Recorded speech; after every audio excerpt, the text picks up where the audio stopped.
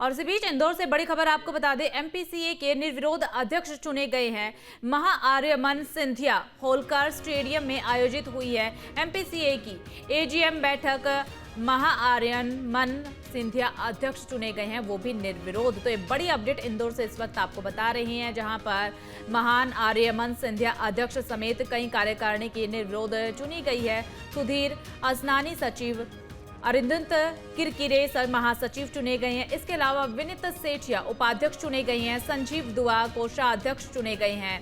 Managing committee में संध्या अग्रवाल, प्रसून कनमंडीकर चुने गए हैं। इसके अलावा मैनेजिंग कमेटी में राजीव भी चुने गए हैं, ब्रिजेश राणा भी चुने गए हैं। तो इंदौर से ये बड़ी खबर इस वक्त आपको बता रही हैं।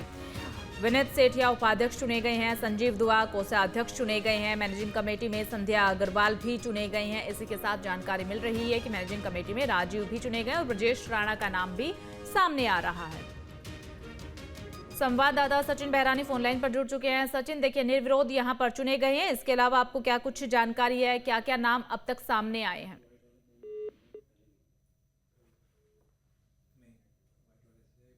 तो इंदौर से बड़ी खबर इस वक्त आपको बता रही हैं और आपको बता दें कि मैनेजिंग कमेटी में संध्या अग्रवाल चुने गए हैं, जिनका नाम अभी तक लिस्ट में सामने आया। मैनेजिंग कमेटी का ही अगर जिक्र करें तो राजीव, ब्रजेश राणा, ये दो नाम भी सामने आ रहे हैं। एमपीसीए के निर्विरोध अध्यक्ष चुने गए हैं सिंधिया। तो ये बड़ी खबर इस वक्त इंदौर से आपको बता रही हैं। होलकर स्टेडियम में कार्यक्रम का ये जो है आयोजन किया गया था, जहां पर निर्विरोध चुनाव हुआ है और कई नाम जो है लिस्ट जो है वो सामने आई है। सचिव, महासचिव, उपाध्यक्ष, कोषाध्यक्ष, ये सब चुने गए हैं, जिनके नाम जो है अभी सामने आए हैं। फिलहाल आपको बता रहे हैं, एक बार फिर से सचिन का रुख कर लेते हैं। सचिन, क्या कुछ जानकारी है? देखिए, इस पूरे मामले में ये सिंधिया परिवार की तीसरी पीढ़ी है जिसने एमपीसीए की पूरी कमान संभाली है। और महाआर्यमन सिंधिया अब ये निर्विरोधी अध्यक्ष चुने गए हैं। पिछले 15 दिन से इसकी पूरी प्रोसेस गुप्त तरीके से चलाई जा रही थी और सिंधिया का भी दूसरी बार इंदौर में आना हुआ। तो इस पूरे मामले में पूरी तैयारियां थी और उसी को लेकर कल देर रात वो इंदौर पहुंचे थे अपने बेटे के साथ और उसके बाद आज सुबह वो खजाना मंदिर, गणेश मंदिर में दर्शन करने के बाद एमपीसीए की बैठक में पहुंचे और वहाँ पे निर्विरोधी महाआर्यमन सिंधिया अभी चुने गए हैं। तो उनका स्पष्ट कहना है कि गांव कस्बे में जो भी खिलाड़ी जो खड़े हो रहे हैं, जो खेल रहे हैं, जो मेहनत कर रहे हैं, उनके ऊपर फोकस किया जाएगा।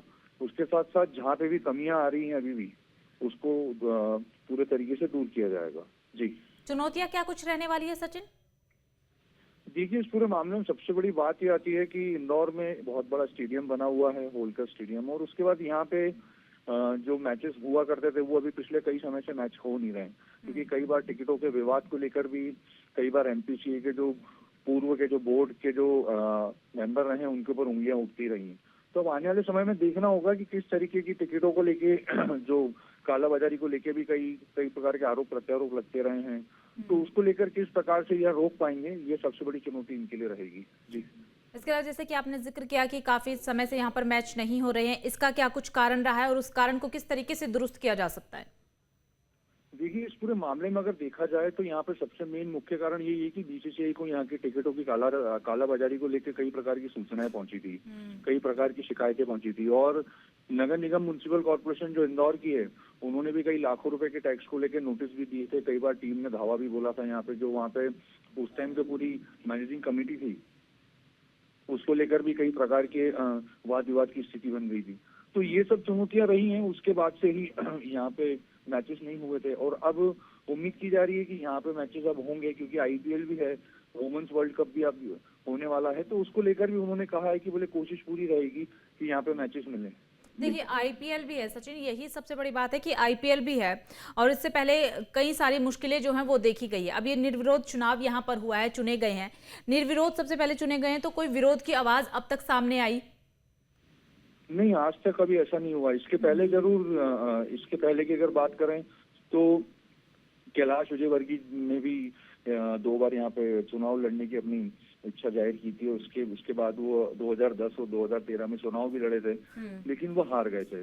उसके बाद से फिर कोई ऐसी कोई टीम, ऐसी कोई कभी ऐसा कोई ग्रुप सामने नहीं आया जो एमपीसीए की तरफ रुख कर सके, क्योंकि सिंधिया परिवार से करीब 30 साल से अधिक समय से शुरू से इनका एमपीसीए पे कब्जा रहा है।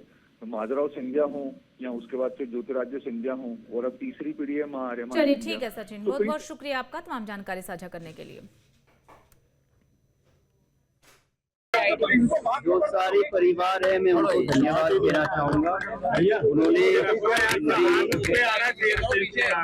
मुझे ये जिम्मेदारी दी है, उसके लिए मैं उनको बहुत बहुत धन्यवाद देना चाहूँगा।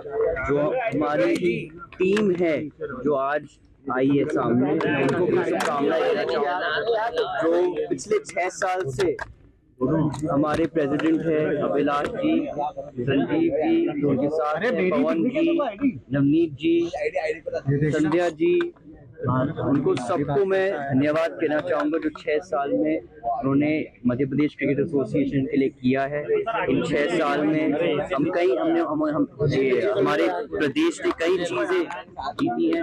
हमारी रणजी ट्रॉफी, विमेंस ट्रॉफी, पिछले साल हमारा एक बहुत खूबसूरत म्यूजियम भी शामिल हुआ है, कहीं भी देश में नहीं। तो मैं उन सबको बहुत बहुत धन्यवाद कहना चाहूँगा जिस तरीके के साथ प्यार से उन्होंने क्रिकेट को बढ़ावा दिया है मध्य प्रदेश में।